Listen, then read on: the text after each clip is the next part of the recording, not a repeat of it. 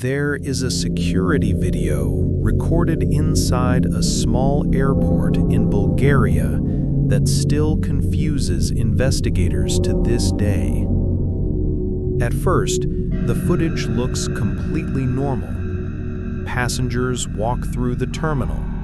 Some people are checking their phones. Others are dragging suitcases across the floor. Just another quiet morning at the airport. Then, suddenly, a young man appears on the camera. He looks nervous. He keeps glancing over his shoulder, almost like he's expecting someone to appear behind him. He walks quickly through the terminal. His movements seem tense, uneasy. And then, without warning, he starts running. Not walking faster, not jogging, running, full speed. He bursts through the airport doors, runs across the parking lot, climbs over a fence, and disappears into the forest. No luggage, no explanation, no one chasing him. That man was named Lars Mittank, and after that moment, he was never seen again. At the time of his disappearance, Lars Mittank was 28 years old. He lived in Germany and worked at a power plant. Friends described him as quiet, responsible, and easygoing. He wasn't the kind of person who caused problems. He had a stable job, a close relationship with his family, and a normal life. Nothing about Lars suggested that he would one day become the center of one of Europe's strangest disappearance cases. But in the summer of 2014, everything changed. That summer, Lars decided to take a vacation with several friends. They traveled to Sunny Beach, a popular resort town along the Black Sea coast of Bulgaria. For many young Europeans, it's a common holiday destination. Warm weather, crowded beaches, nightlife. For the first few days, everything went exactly as expected. They relaxed during the day and went out together at night. Photos from the trip show Lars smiling with his friends. Nothing seemed unusual. But during the final night of their vacation, something happened. Reports say Lars became involved in an argument at a bar. Exactly what happened that night is still unclear. Some witnesses said it involved football fans. Others claimed it was just a misunderstanding with another group of tourists. What we do know is that Lars later told his friends he had been attacked. He complained about severe pain in his ear. The next morning, he decided to visit a doctor. The diagnosis surprised him. The doctor told Lars he had a ruptured eardrum. It wasn't a life-threatening injury, but it created a problem.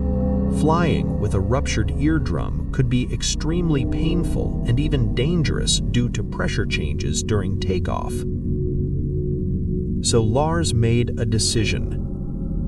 His friends would return to Germany as planned, and he would stay behind for an extra few days until it was safe for him to fly. At the time, it seemed like a simple solution, but in hindsight, that decision may have changed everything. After his friends left, Lars checked in to a small hotel near the airport. He was now completely alone in a foreign country. Over the next 2 days, he spent most of his time inside his room. During this time, he spoke several times with his mother back in Germany. At first, the conversations sounded normal, but slowly, something in his voice began to change. His mother later said Lars sounded nervous, uneasy, almost paranoid.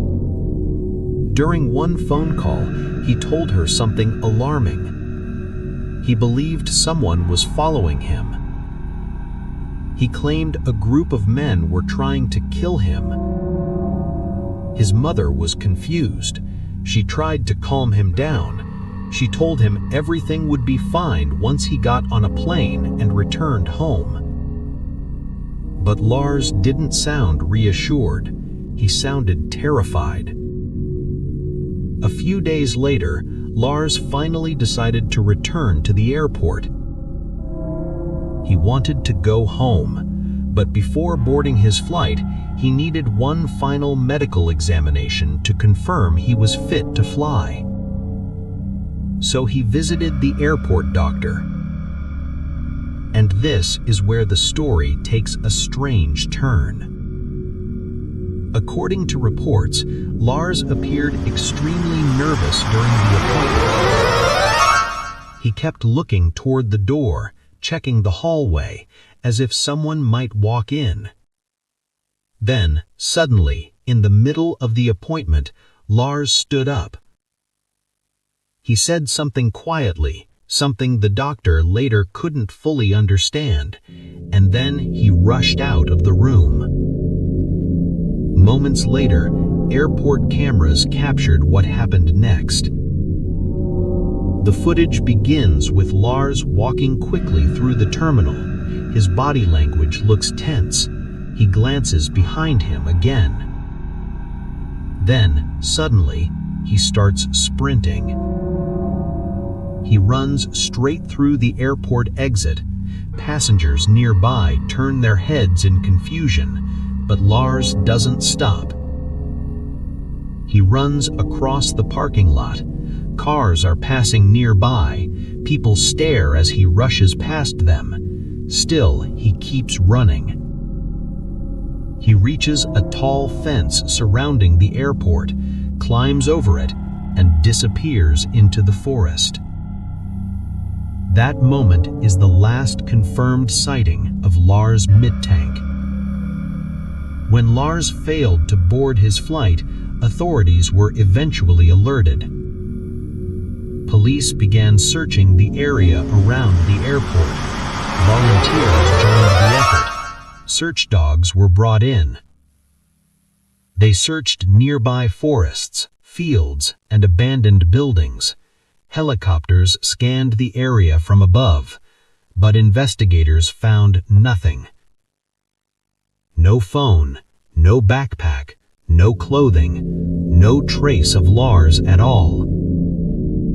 It was as if he had simply vanished after entering the forest. Over the years, several theories have been proposed. One possibility is that Lars suffered a psychological episode.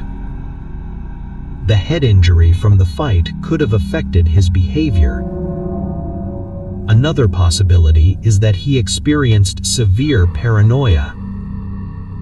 Perhaps he truly believed someone was following him. But there are still unanswered questions. If Lars thought someone was chasing him, why did no one else see anyone?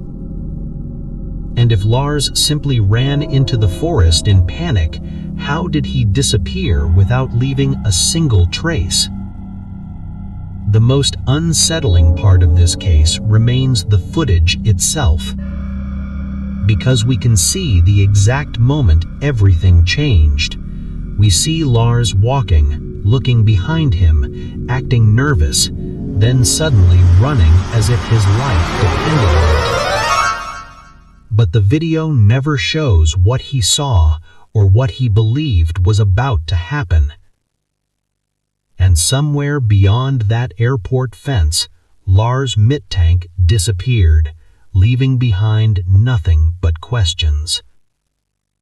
If you had been standing in that airport that morning and saw someone suddenly sprint out of the building like that, what would you think had just happened? Because whatever Lars believed was waiting for him inside that airport was terrifying enough to make him run, and whatever happened after he entered that forest remains one of the most chilling unsolved disappearances in modern history.